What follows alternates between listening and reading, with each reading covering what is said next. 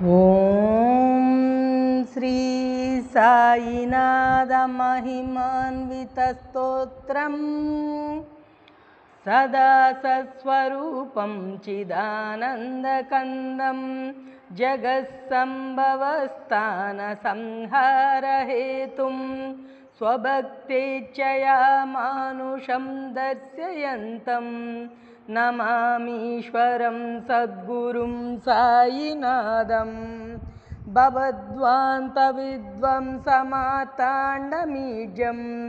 మనోవాగతీతం మునిర్జ్ఞానగమ్యం జగద్వ్యాపకం నిర్మలం నిర్గుణత్వాం నమామీశ్వరం సద్గురుం సాయినాథం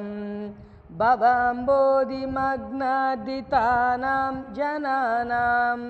స్వపాదాశ్రితానాం స్వభక్తిప్రియానాం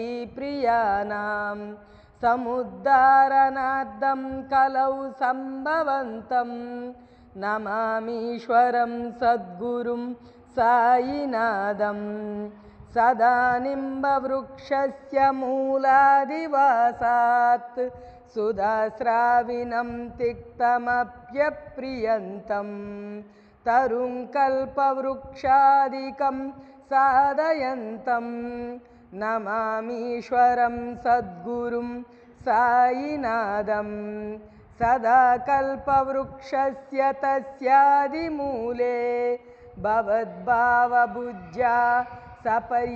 సపర్యాదిసేవాం నృణాం కుర్వతాం భుక్తిముక్తిప్రదంతం నమామీశ్వరం సద్గురుం సాయినాథం అనేకాశ్రుతాతర్క్యలీలావిలాసై నమావిష్కృతే శానభాస్వత్ప్రభావం అహం భావహీనం ప్రసన్నాత్మభావం నమామీశ్వరం సద్గురుం సాయినాథం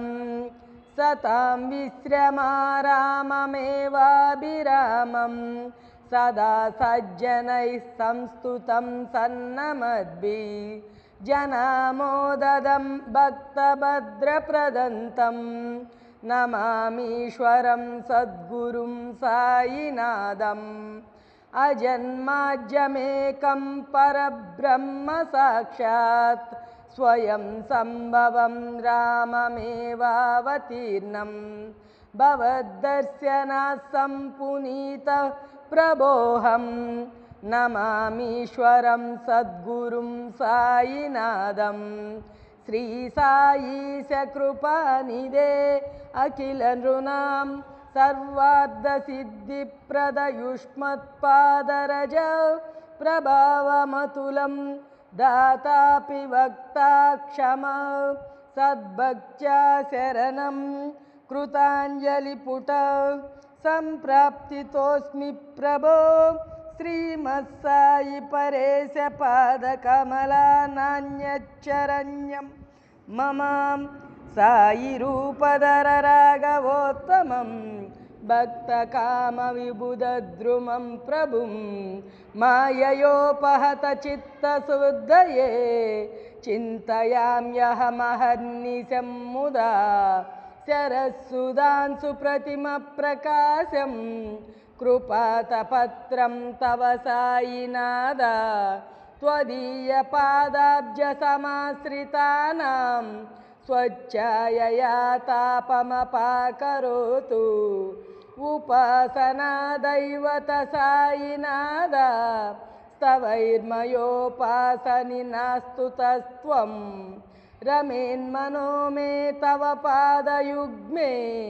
భృంగో యదాబ్జే మకరందలుబ్ధ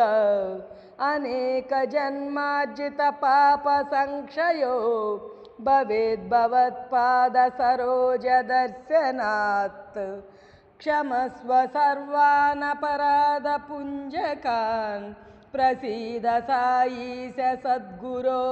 దయానిదే శ్రీ సాయినాథ చరణామృత పూర్ణచిత్త త్వత్పాద సేవనరత సతతంచ భక్త్యా संसारजन्यदुरितौगविनिर्गतास्ते कैवल्यधाम परमं समवाप्नुवन्ति स्तोत्रमेतत्पठेद्भक्त्या योन्नरस्तन्मनः सदा